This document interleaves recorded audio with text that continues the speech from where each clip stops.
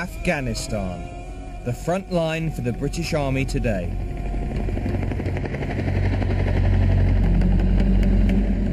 Three company of the 1st Battalion Coldstream Guards have been stationed at Forward Operating Base Keenan in Helmand Province for the last 5 months. This is an area that is known as the Green Zone, the infamous Green Zone. It was an area that was heavily occupied by the Taliban up until about sort of 4 to 5 months ago. And what we've done over the last sort of couple of months is push those Taliban out of that area. And we here at Keenan now, our main aim is to bring normality to this area. Their task is to help the locals rebuild their community and to defend them from the Taliban. Especially now the heat's come back, a lot of the local nationals are moving about at night. That means that the Taliban will also probably try to move around at night so they can blend in with the local nationals. It makes it much harder for us to find them. We've got a mortar platoon here, which is also from the Coldstream Guards. So what we tend to do is we put up lights sometimes at night just to let the Taliban know that we are watching them.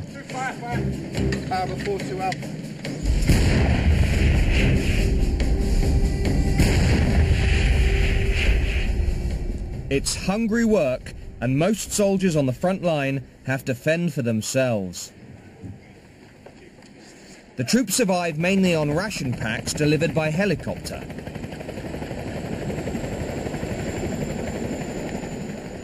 And the dish of the day is boiled in the bag. You must have been told everyone's already fed up with beans, because breakfast it's sausage and beans, burger and beans, or you get corned beef hash, and a lot of lads don't like corned beef hash. To vary the diet, the lads have learnt to improvise. Just use normal bread mix, roll it out flat, and then you put some rations in the middle and just fold it over by capacity, really. Mothers won't recognise their sons when they come back because none of the boys could really cook when they got out here. You deep fat fry them about a minute and a half. It's just until they're golden brown, really. They love them. It all helps just to spice up the diet, which, okay, you know, rations are fine, but it does get a bit dull after a little bit of time. Luckily, help is at hand. Staff Sergeant Simon Hewitt is the battalion's master chef. Come on then, let's get this pizza up. He runs a team of 11 chefs feeding 300 troops a day at nearby Forward Operating Base Price. With its own post office, laundrette and local shop, the more luxurious FOB Price is almost a home from home. Everybody calls this FOB nice. It's like a little village, so when people come in, they get looked after. There's a Sunday carvery, fresh fruit, and even a monthly surf and turf barbecue. The food's been excellent, actually. It's without doubt one of the better cookhouses in theatre. This is the best food in Afghanistan. The guys put a lot of time and effort into the food that goes onto that hot plate. We get plenty of fresh veg and a wide range of frozen meats, so we can do whatever we want, really. They're just Alaskan giant crab claws. All I've got in there is just salt, water, loads of parsley and loads of lemon. 12 minutes, they come out ready. I'll just brush some either garlic butter or chilli and garlic butter over the top of them. That's how they're done. Here, the chefs like to have a little bit more personal touch. You still want the food to look good. You've still got personal pride in what you're actually serving. We do our best because you never know, the lads, well, it might be the last meal. Once a month, MasterChef Hewitt leaves the comfort of FOB Price and travels up to the remote FOB Keenan. His vital mission, to raise the morale of the less privileged troops in his battalion with some home-cooked grub. Because of the My Battalion, I kind of got it cleared. We would go up there, give the guys some fresh meals, and it's a breath of fresh air for them. He's become a bit of a personality at FOB Keenan, and clearly when they see the Master Chef, it is a boost in morale. It's good to see him. I've never seen anybody not whinge about queuing up for food before. But getting to FOB Keenan will be no picnic. The convoys will move from this location and they will always take a different route as and where they can. It can take anything from an hour to 3 hours depending on the kind of terrain they're covering and dependent, of course, on if they encounter any trouble between this location and FOB Keenan. It can be extremely risky. Staff Sergeant Simon Hewitt will take 2 of his chefs with him. Lance Sergeant Mark Tremaine and 18-year-old Private Tracy Montgomery.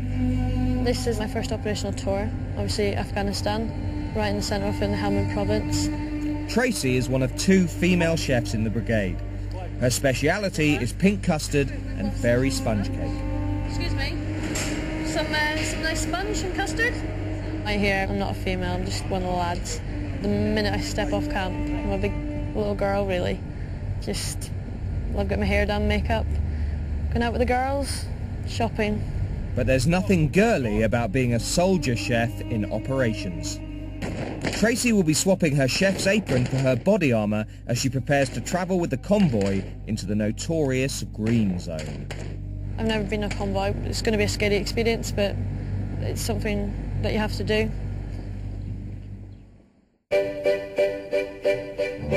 In Germany, the British Army's annual improvised cookery competition is heating up.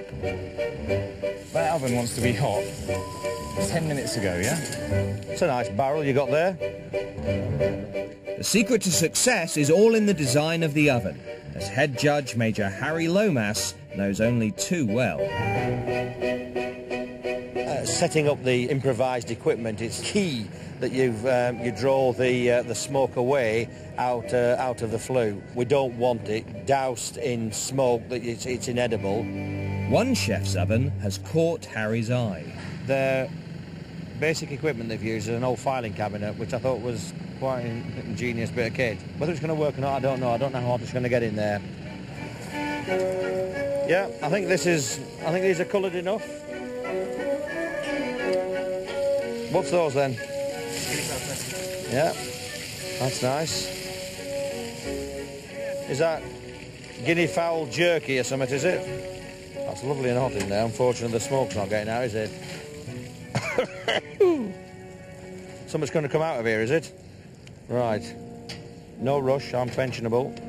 There we go, that's that. Let's get this on camera. Out of the fire rises the cremated remains of a pineapple tart tatin that leaves Harry in silent mourning.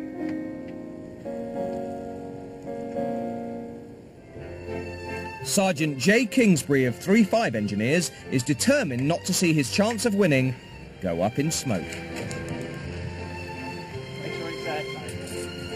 He's constructed a state-of-the-art improvised oven complete with a pre-burn pit. He's aiming to impress the judges with a gastropub feast. What is that? This one here, sir, that's our starter. It's a prawn and chorizo parcel of pastry. I'm going to serve that with a wild mushroom and spinach risotto. Good, all right, nice, excellent. And underneath the lamb loin stuffed with black pudding. Good. We'll cut that down into noisettes. And then got my guinea fowl au vin simmering away nicely. What's he doing, warming his backside or what? This is our pre-burn pit. And whose idea was this then? Well, it's a mixture of knowledge. It's been going on for a while now. Well, it's been going on since the Crimean War, has it? I couldn't tell you. Okay, no, you weren't about in the Crimea, I was there. You were there, weren't you? I like their menu. They've got a good oven, got a good fire. They're not too bad, I think, 3-5 Engineers. With service fast approaching, Not then. the competition is coming to the boil. What you find with chefs, and some of them might flap now and again, thinking they're not going to get there, but at the end of the day, we always do. The first dish for Harry's inspection is the guinea fowl cooked in the filing cabinet oven, resuscitated as a wild mushroom risotto. The trouble is, there's no skill at all. What a waste of bloody guinea fowl. The oven's not been burnt out, so all you're now getting is that metal. Yeah. I mean, it's unedible. Yeah. It is, actually, inedible. The boys, when they come along from that, they're not going to eat it, and chances are they're going to lynch the chefs when they get hold of them. It's very much part of the morale of the soldiers, and they want to get in there and get something that's going to flick their switch and make them go forward. It's time to see whether Sergeant J. Kingsbury of 3-5 Engineers fares any better. I don't mark it. Will his prawn and chorizo parcels tickle Harry's taste buds? It does look a bit more exciting, doesn't it?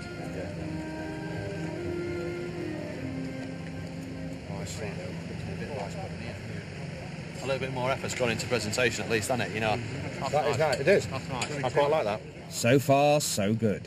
And what have we got? Roast lamb loin stuffed with black pudding, and then the sauce is a thickened pork and cranberry jus. Do you know what? I didn't know black pudding and lamb. when to get there as well as it does. Would I want to bring my troops along here and go and eat this food? And pretty much 3-5 got a tick in the box. As the judging continues, the other Army chefs step up to the plate. And Harry's invited a special guest judge. Puff pastry and pineapple is a winner.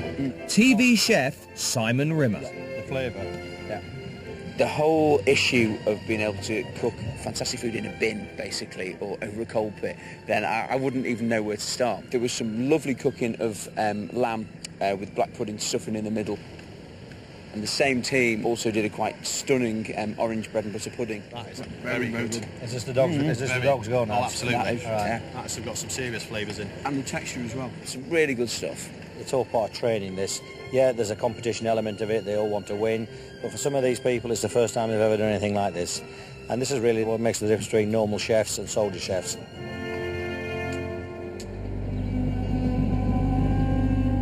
In Afghanistan, Staff Sergeant Simon Hewitt is about to put his improvised cookery skills into action. This is my cot vest. It's basically got all my kit for obviously deploying in. Magazine, cleaning kit, first field dressing, morphine, cat tourniquet. Armed with pots and pans, he and 2 of his chefs are heading to the front line to cook fresh food for soldiers at a remote base. The convoy will pass through the town of Gereshk, where a suicide bomber struck a week earlier, resulting in the death of 3 Allied soldiers. Gereshk is a busy town, especially during the day. You wouldn't want to be travelling through it, as I said, during daylight hours. It would be very unpredictable. The scheduled convoy will be commanded by a Danish battalion. Latest intelligence has identified a vehicle-borne suicide bomber in the Gereshk area, thought to be targeting the convoy. Okay, so basically, white Toyota pickup moving from Kandahar towards Lasudar, coming through to Gereshk, suicide bomber. There's a heightened state of alert. For 18-year-old Private Tracy Montgomery, Are you ready? Her first convoy trip could be a baptism of fire. Threat level pretty high. We've been briefed up, obviously, to keep vehicles away. We do top cover, fire warning shots above them. If they carry on, just open fire.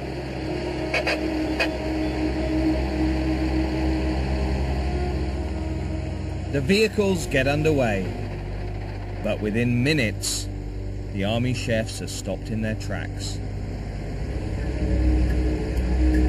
Basically, when we've come over the berm, we've hit a load of barbed wire, razor wire, and it's got wrapped around the tracks. So basically, they've had to stop, detangle it, cut it out. The Helmand province is no place for an unscheduled roadside stop. Troops stand guard as the driver untangles the razor wire from the tank track. We can drive. We can drive, yeah. The commander's just said they're okay to drive.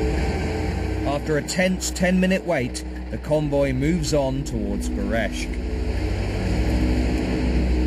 Private Tracy Montgomery and Staff Sergeant Hewitt provide top cover from a hatch in their armoured patrol vehicle.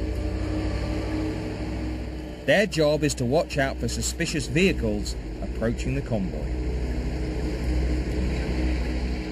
Local traffic crowds the road. Any vehicle could be a potential threat.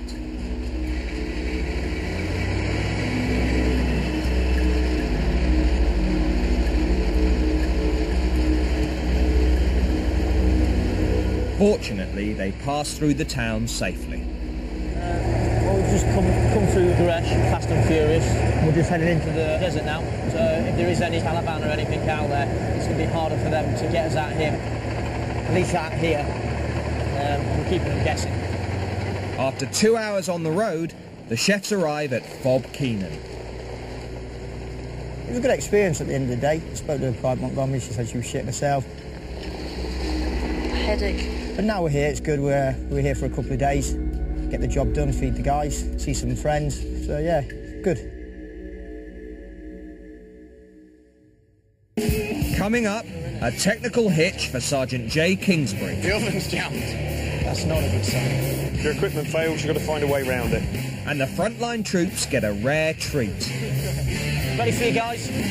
Yum, yum.